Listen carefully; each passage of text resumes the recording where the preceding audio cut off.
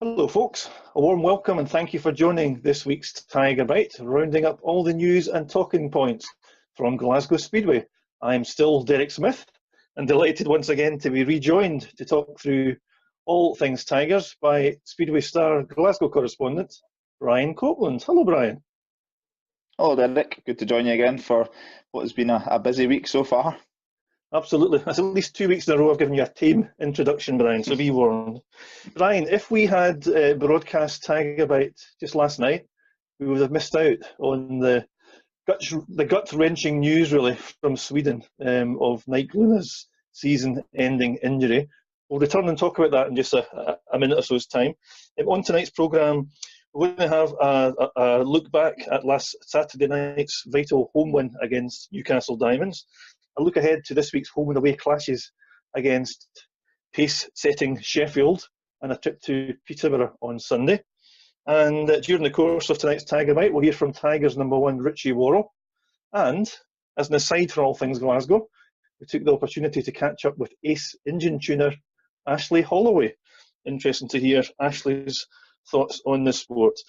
So Brian, first and foremost, and a bit of a gloom, I think, has descended over Glasgow Speedway since the news last night that Nike Luna has picked up an injury in Sweden, which will curtail his action this season.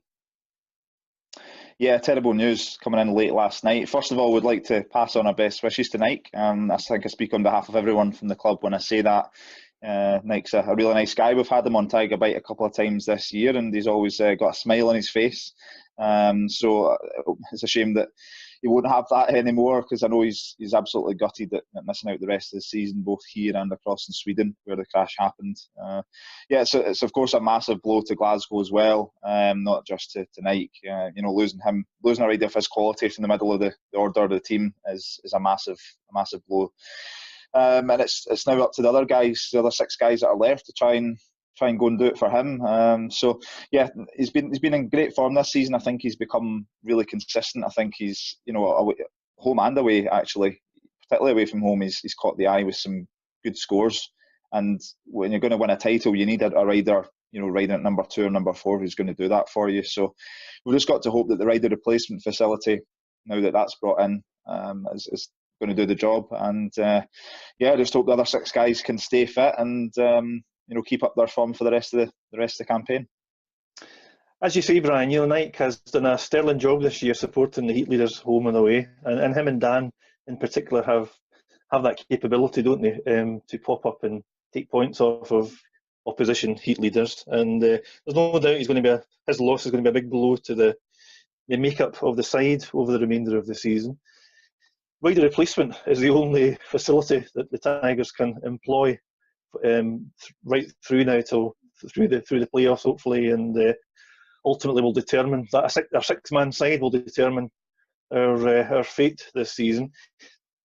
Naturally and understandably, there's been a lot of despondency and a lot of supporters throwing their hands up in the air and suggesting, I guess, that the season's as good as over, which I do find a little bit defeatist. We've got to still have faith in the other 6 guys, and they've more than held the team together during the course of the season. Yeah, it's probably a natural reaction when something like this happens, when you lose a key performer, an exciting rider, a popular guy around the club. When you lose him for the rest of the season, it probably is the first reaction is, God, what a blow. And that, that's really going to put a massive dent in their chances. But as we've seen, other sides are having injury problems of their own. Ipswich are, of course, in second place at the moment, just above us. They've got 2 men out at the moment. Cameron Heaps, who's been an absolute key man for them this season. He's probably been the kind of Nike Luna that that we've had, in terms of the backup he's given to their heat leaders. He's out at the moment. He's broken his shoulder blade, I think, and the suggestion is that it's kind of touch and go whether he'll make it back this term. And of course, they've already got Justin Sedgman out as well.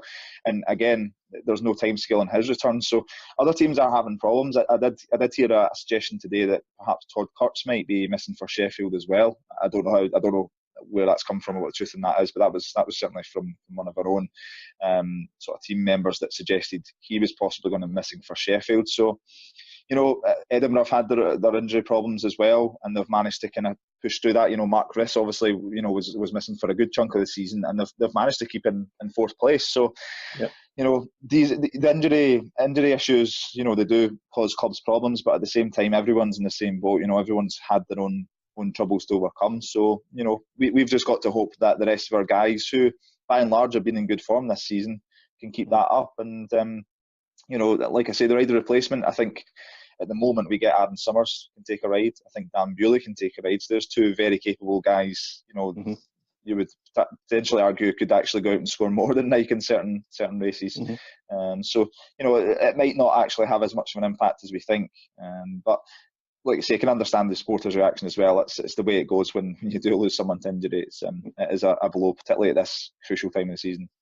Yeah, it certainly feels a bit like a back to the walls job from here on in for the remainder of the season. But those riders who can take Nike's rides, I'm sure will relish the opportunity to have that extra outing per meeting.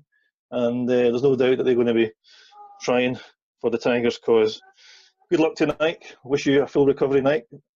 Okay, let's have a look back, Brian, to Saturday night.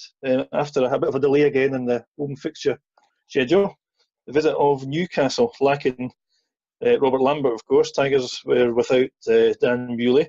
And in the end, despite a sort of mid-meeting scare with the Diamonds clawed back to within 2 points, it was a fairly comfortable win again for the Tigers.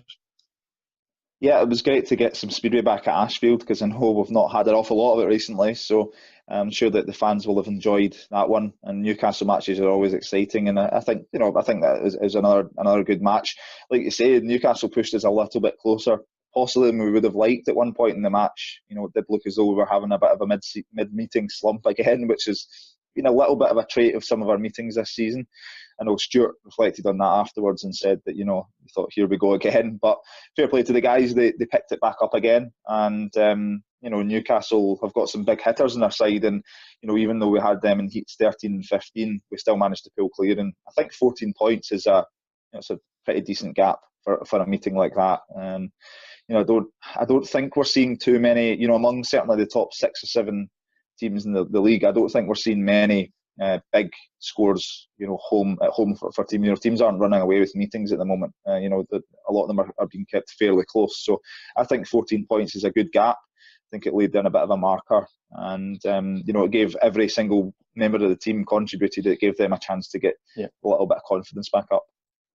Yeah, another fairly solid heat leader display on Saturday. Richie Worrall, no doubt inspired because he's racing against his brother, was in imperious form, scoring 14 points. Richard Lawson won 3 heats.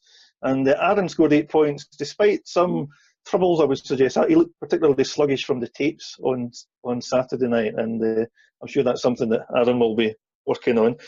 Vitally, 10 points from Tom and young Jack at reserve, which, if those guys can chip in 10 points between them, meeting on meeting, that in itself is worth its weight in gold. Absolutely. Reserves are going to be absolutely crucial when it gets to the playoffs. As we know, you go to an away track. If you've got a guy down at reserve who is scoring 7, 8, 9, or into double figures, you're potentially going to win the meeting. It's sort of 8 or 9 times out of 10, you're going to come away with the result. So if you can get, I think Tom in particular is the one that people will look at and say he's the guy that can go out and score big points. And I think he's had a good run of late. He scored 15-point maximum for Cradley the other night as well in the National League. So he's obviously picked up his form. He's obviously quite happy with how things are going at the moment. But Jack, it was important for Jack to get back on the score sheet after, he obviously had the crash a few weeks back at home, and he'd had a few tough meetings away from home as well, not scoring too many points. So good to see him back on the score sheet. And those two guys, they know each other very well, so they know how to keep each other going, and that's important at the bottom end of the team. They've got a massive part to play over the next 2 or 3 weeks, and certainly into October as well once the playoffs arrive. So, well done to both of those guys. Yep, I spoke to Tom after the meeting on Saturday night, and as much as he was delighted by his point scoring, and he was revelling in the sort of slightly heavier track conditions on Saturday, he was still calling out some issues with his engine. He wasn't entirely pleased with the way it was running on Saturday. But you mentioned a 15-point haul for Cradley a couple of nights later, so I'm sure Tom's on the right track. Ryan, at the end of proceedings on Saturday night, I managed to catch up with Tigers' #1 top scorer on Saturday, Richie Worrall, who had some, as usual, interesting comments.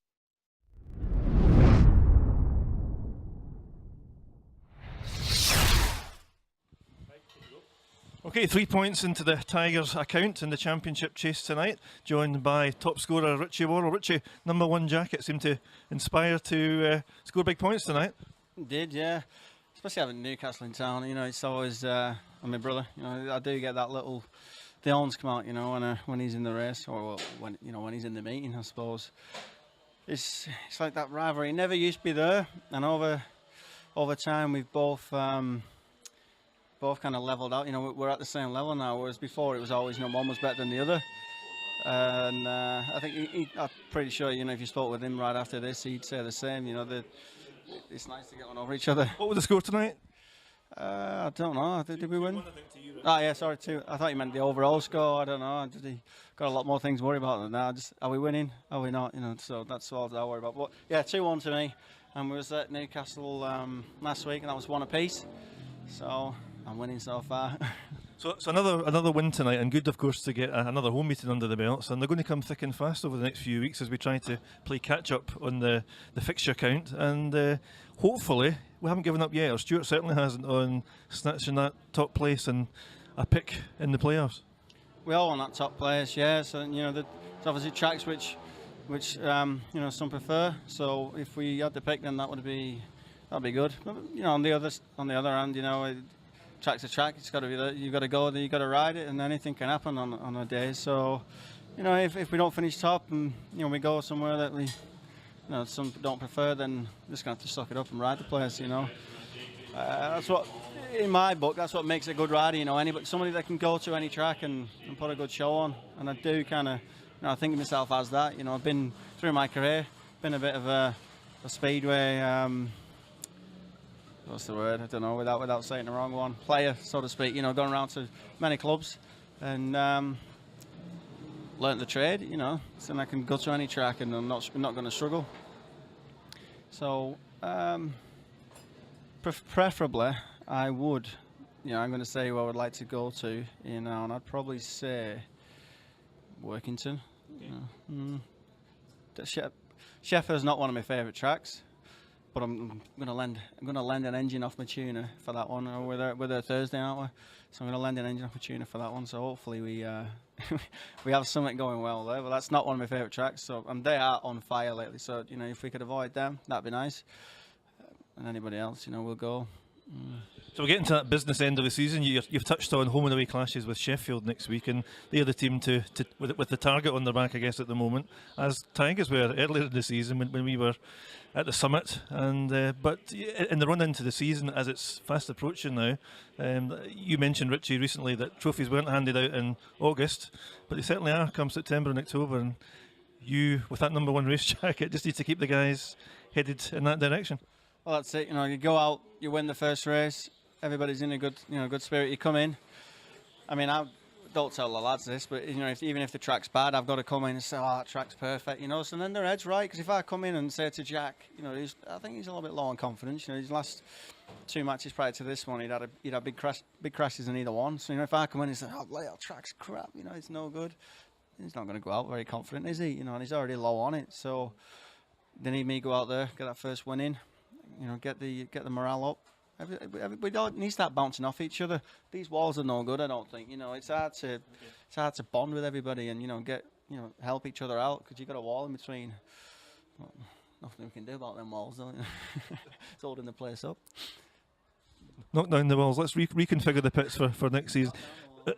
Richie, a pleasure to watch you tonight, leading from the front. Good. Well done with your points contribution, and good luck at Sheffield come Thursday. As I say, Brian, Richie Worrall, as ever, with some interesting comments. Absolutely, our favourite guest, I think, and I think we need to give him a presenting job next year. He'll just fill in the gaps for us, I think. But entertaining as usual, both on and off the track. I think he might be a little bit disappointed to find out that Workington probably aren't in the playoff mix anymore, if he's wanting to go there for the playoffs. So he might just I didn't like to correct him at the time. he might just have to grit his teeth a little bit and head to somewhere that he doesn't quite like as much. But we never know. I think he goes well at Edinburgh, he goes well at Ipswich, so maybe if we can avoid Sheffield, then he'll be quite happy. Yeah, well, Richie, by his own admission, he said he's a bit of a journeyman these days. He's learned his trade around all the circuits, all shapes and sizes, and no matter where we end up, that doesn't faze him. Good to hear from Richie. Brian, all season long on TIGERBITE, we've been saying week on week, it's another tough week for the Tigers. It doesn't get any easier, and my goodness, that's very much the case this week. Home and away clashes with pace-setting Sheffield. A visit to Owlerton tomorrow night. Is biggest probably 48 hours of our season so far, which does make the Nike Luna news all the more important, I suppose, and all the more galling as well. That's coming the eve of what is a crunch time for us, but we've just got to plough on. Yeah, I think Owlerton it's a tough ask. We scored 44 there earlier in the season, so I think we can look at that and take some confidence from that. Of course, we've maybe hit a bit of a slide since then, and Sheffield have picked up form, but these kind of runs don't last forever, as we've found out this season. So it's got to end somewhere, and maybe just when the chips are down a little bit for us is the time that we can go and surprise them. And here's hoping that's the case. And I think we've got guys in the team that go well around Sheffield. I think the likes of Tom Perry will enjoy the track as well. So I know Richard Lawson likes it down there. So we've got an opportunity, and it's just like every other away meeting this season. I think we've got to go there with some confidence, and we've got to go and target points. I know Stuart is very keen to make sure that we don't let them get too far ahead in the early stages, and that's absolutely crucial. We've got to match them out the starts, and we've got to go and get some heat winners early in the match. I think if we don't do that, the heads maybe start to go down a little bit. So first 4 or 5 heats, I think, are where it's going to be won and lost. Well, do you know, Brian, as odd as it may sound, I have more reservations about our trip to Peterborough on Sunday than Sheffield tomorrow night. Not to say that I think tomorrow's going to be a stroll in the park. Of course it's not. But because another factor that the Tigers have to contend with tomorrow is Dan Bewley has withdrawn from tomorrow's meeting. He seems to be suffering from a groin strain. Picked up, I gather, when he was overseas at the weekend. Yeah, that's right. He had to pull out on Monday night. He was, of course, racing. He was racing 3 meetings in a day for Bellevue and Aces and Bellevue Colts in the 2 different leagues. And I think he managed to make it through to the second meeting before he had to pull out. So that's another disappointment, because again, I think it's the kind of place that Dan would quite like. I think he would be a really crucial player in the middle order of the team. I know that Stuart's pulled in former Tiger Mason Campton, of course, of Workington. He's come in as a guest for Dan, and we operate rider replacement for Nike. So I think Mason's had a couple of decent results this season. Yep. I think he's started to pick up this year, so that could be a shrewd move in the guest department. So when the dust settles and the checkered flag falls on Heat 15 at Owlerton tomorrow night, hopefully Tigers can bring something back up north for their efforts tomorrow. And then both sides regroup at Ashfield on Saturday night. Tapes up at 7 o'clock. Last week, when faced with the visit of Newcastle, I think we both agreed, Brian, that a win of any margin was the order of the day. And perhaps that's now amplified given events this week. And right now, I would take a 1-point win on Saturday. Well, you say that. At the same time, I think we've really probably got to target stopping Sheffield from getting a point as well. I think when the likes of Newcastle have come north, last Saturday, it probably didn't matter if they take a point away from us. It didn't impact on our, that probably doesn't impact on our results. They're not likely to catch us, in terms of the playoff race. So we could probably afford that. I think when we're now trying to catch Sheffield, and if we can take anything from their track tomorrow, it's a bonus. I think we've then got to try and stand in their way and do all we can to get the 7-point, or more win. That'll be, that could be a tough ask, and they've got guys that really like our place. But again, you look at the result earlier in the season, and we won quite comprehensively against them. I think the margin was about 15 or 16 points, which wasn't expected in the slightest. So again, we don't want to be caught off our guard and think, well, they didn't like it last time, they're going to be the same this time. Yeah. They've got guys like Josh Gazonik, Kyle Howarth, go really well around our place, and they're potentially quite dangerous. I think at the end of the day, it's going to be a cracking meeting no matter what, and we've just got to hope that the result goes our way. I would be confident that it will, but I think it will be a real hard race hard-fought meeting, and I'm really looking forward to it. A good point, well made, Brian. Yes, 3 points to us and 0 to Sheffield would be an optimal result on Saturday. Ryan Douglas, of course, steps into Dan Bewley's boots, guesting for Glasgow on Saturday night, and he performed really well for us when he guested a number of weeks ago at Ashfield. So 7 p.m. tapes up on Saturday, a mouth-watering clash.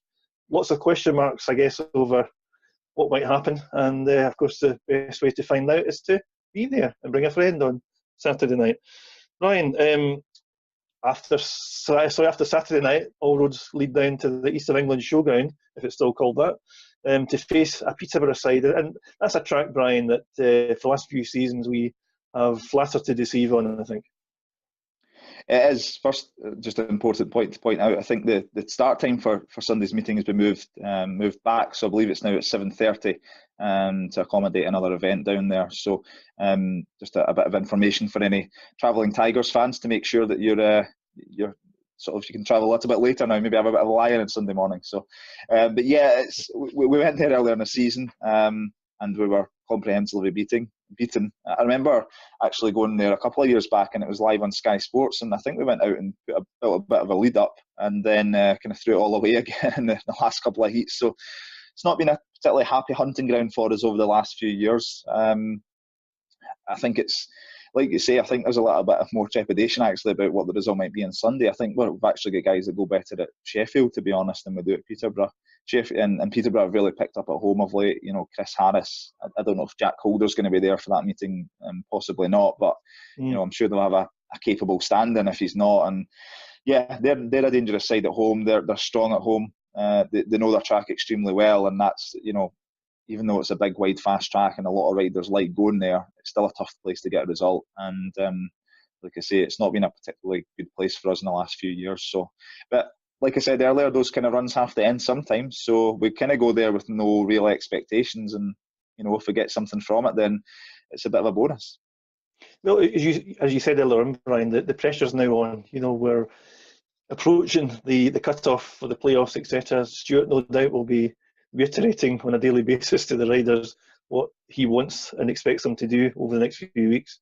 And you know, when it matters, that can make all the difference to riders on occasion. Good luck to the Tigers. If you're travelling down to support the lads on Thursday night or indeed Sunday night, enjoy your trip, have a safe one, and get behind the team. Brian, on Saturday, just as an aside and a step away from all things Glasgow for a few moments, we're always we like to bring some variety on TIGERBITE and bring a variety of guests with different perspectives on the sports. And on Saturday night, I took the opportunity to catch up with ace engine tuner of Ashtec fame, Ashley Holloway.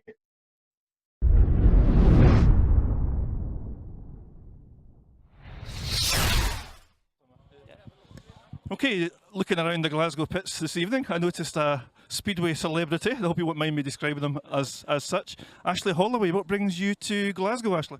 Well, I've been working with Aaron now for a couple of years, and yeah, basically, I don't know, a couple of weeks ago I decided just to come over and see some of my boys. So I was at Sheffield Thursday, Bellevue yesterday, here tonight, and then down to Swindon Monday. So just keeping an eye on everyone, making sure they're going fast. So given your normal schedule, Ashley, back home, if I can, I guess in Poland, is this a bit of a busman's holiday for you? Yeah, it is, but I think it's necessary. I noticed there's a few changes with the tracks this year. Everything seems to be a little bit slicker, and so yeah, just trying to stay on top of things and make sure the engines are working good. You know, as supporters, we're accustomed to hearing riders talk about setups and, you know, changing things on the bike and doing a bit of tinkering and speaking to their tuners, etc. So the riders clearly keep on top of progress and changing conditions. Do you feel under pressure yourself to do exactly the same? All the time. It's cutthroat, and it's a difficult game to be in because as engine tuners in general, we're not judged on our engine performance, we're judged on the rider's performance. So that combination of trying to make sure you got your riders that are in form and making sure that the setups are working to complement the riders is a really hard job. And that's basically why another reason why I'm here, just to make sure that I've not missed anything, and yeah, just make sure the engines are going as fast as they can go. For those uninitiated amongst us, can you summarise succinctly as you can, I guess, any differences, key differences between Polish tracks, Swedish tracks, and UK tracks? The size, obviously, material. I noticed now that being at Sheffield and Bellevue and here today, that the material in England they're using is actually different to what I think it's different to what they're using a couple of years ago. And just walking around on this track, actually, it's pretty deep. And now in Poland they got the new rules with there's kind of an inspector that goes around, so the tracks are pretty slick. So yeah, it's they're just bigger in Poland. Sweden's a little bit different. It's kind of more of a technical sort of tracks there, and but again the material's really heavy. And then yeah, here in England you've got kind of everything. You've got Bellevue and then you've got Lakeside. So it's it's an interesting combination here.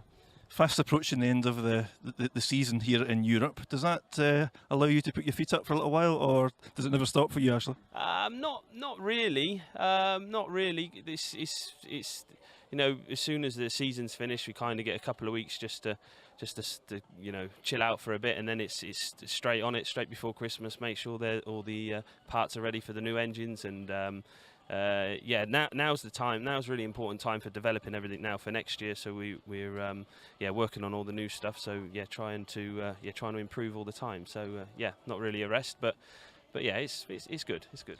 Forgive me asking one final question, and I don't mean this to be a contentious one for you of all people, Ashley, but at a time, I guess, where supporters, club owners might be looking to simplify the sport and reduce some of the inherent costs within the sport. How does that sit with you in your line of work? It's something that's got to happen. I'm a great believer that you need progression. You need progression, and the engine side of things. We're at a stage now where we can't. They're kind of at their maximum, and and things, in motorsports, compared to other motorsports, speedway is kind of it's a cheap, if you like to say, it's a cheaper motorsport to be involved in. But there are issues that need to be addressed. It's not only with the engines, your tyres, the clutches, the parts, everything's just expensive now, and it's definitely something that needs to be addressed. And I'm actually working a little bit with the FIM on testing new stuff and trying to help them as much as we can to find a solution to make the bike safer, and also to reduce costs. So it is something that people are working on. Not only me, there's other tuners that are helping the FIM as well. So yeah, that's kind of where we're at the moment. Ashley Holloway, I really appreciate you taking some time out to talk to us. I hope you enjoy your evening here at Glasgow. Thanks very much. Interesting chat. Ashley Holloway, of course, involved at the pinnacle of the sport, the Grand Prix level, with all an array of superstars of the sport. And nice to see him with our skipper at Ashfield on Saturday. Absolutely. I thought that was perhaps the other proclaimer you got on there for an interview for a second, Derek, but familiar look to him. Yeah, it's interesting words, and it's good to see these guys coming across to visit the Peugeot Ashfield Stadium. I'm sure Ashley was probably impressed by the setup at Glasgow. Interesting to hear his thoughts on track setup and things like that. I think from what Aaron was telling me, obviously Aaron is working with Ashley on his engines. The actual materials on the track and the setup of the tracks has actually changed in the last few years, based from when Ashley was perhaps over before. So he's obviously been over on a kind of fact-finding mission to Britain, and hopefully we'll see the benefit in Aaron's engines. I know he's got one or two getting worked on at the moment by Ashley, and I think he's just sent another one across this week to be back in time for the playoffs. So something that Aaron takes very seriously is his machinery, and I know he's always working with Ashley to try and improve things, and it's good to see. And it's interesting to hear his views on the sport, and a guy who's probably worked with some of the top guys in the sport, so he's got a lot of knowledge and a lot of things to say. I'm sure a lot of opinions and particularly interesting views on the cost element at the end there. One slightly entertaining aspect on Saturday night, Brian, and I've been very cruel by saying this. Jason Garrity, who was guesting for Newcastle on Saturday, had taken possession of a new engine provided by Ashley, which went up in smoke towards the end of the meeting on Saturday. So needless to say, Jason paid Ashley a visit in Aaron's pit bay to have a chat about that. Ryan, I think that covers all the main event stuff that we needed to talk about as far as the Tigers are concerned. But we've got quite a bit of housekeeping to catch up on tonight. Peel back your ears, everyone. First of all, congratulations to April Mackery, who is tonight's supporters name check winner. Congratulations to you, April. Keep enjoying Tiger Bite. Keep sharing, commenting, and liking. End of season dance is fast approaching, so we're getting close to the playoffs and the business end of the Speedway season, and that means that all supporters of Glasgow Speedway can enjoy one last hurrah together and celebrate the 2017 season. The GTSG end of season dance will be held in the Marriott Hotel in Glasgow City Centre once again on Saturday 28th of October. Tickets will be available this Saturday from the track shop and then thereafter from the Den during the week as well, of course. As a reminder of prices, £40 to non-GTSG members and £38 to members. And keeping with the ticket announcement, the Riders' Championship, Brian, is fast looming at Ashfield. It's 3 weeks or so away, with the cream of the championship will battle out to be crowned Riders' Champion. And tickets are about to go on sale imminently, hopefully by the end of this week, and will be available online or else, of course, at the ticket office. Prices are set at £20 for adults, £15 concessions, and £5 for children aged between 5 and 16. Ryan, I think that just about completes tonight's programme. I'm off for a lay down. Speedway pun there, Brian. See you on Saturday night, folks, for the battle of the Tigers, the Yorkshire versus the Glasgow variety. Can Glasgow lay claim to that top spot yet? Have a good week. Good night. Good night.